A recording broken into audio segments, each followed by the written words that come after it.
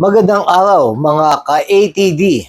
Isa sa matagal ng sakit ng ulo ng mga motorista at residente sa Metro Manila ay ang parking.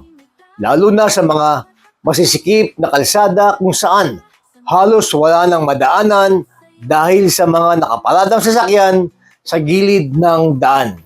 Ayon sa datos ng MMDA at ilang LGU, malaking bahagi ng mabigat na trapiko, lalo na sa mga inner roads, ay dulot ng street parking na sumisikip lalo na sa rush hours. May mga pagkakataon pa nagiging sanhi ito ng pag-aantala ng mga emergency vehicles tulad ng ambulansya at bombero. Kaya bilang bahagi ng kanilang konsultasyon at policy review, may inisyatiba ngayon ang pamahalaan sa pamamagitan ng DILG at MMDA na magtanong mismo sa taong bayan kung ano sa tingin ninyo ang mas mabisang solusyon. Narito ang kanilang survey question. Kung ikaw ang tatanungin, ano ang mas mabisang solusyon para sa issue ng parking sa Metro Manila? Like, itotal ban na ang street parking. Heart, bawal lang tuwing peak hours. Sad, no comment. Ha ha ha, hayaan ng LGU ang magdesisyon. Ang layunin ng survey na ito ay malaman ang pulso ng publiko bago magpatupad ng mas mahigpit o mas malinaw na patakaran sa street parking.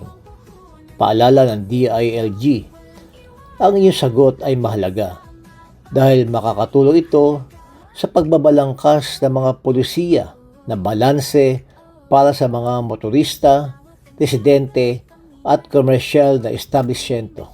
Kaya mga ka-ATD, pili na ng reaction at ibahagi din ang inyong opinion sa comments section ng official na social media ng DILG. Tandaan, kapag mas aktibo tayong nakikilahok sa mga ganitong konsultasyon, mas magiging makatao at makatarungan ang mga pulisiyang ipatutupad.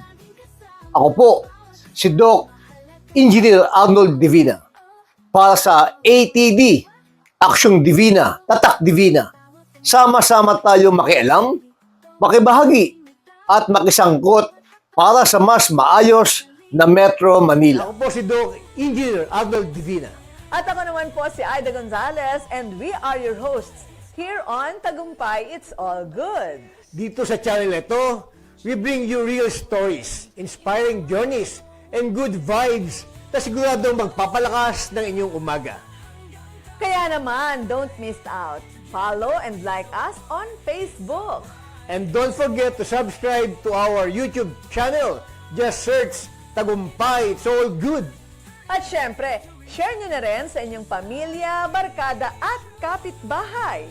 Let's spread good news, good vibes, and God's goodness. Dahil sa Tagumpay, it's all good!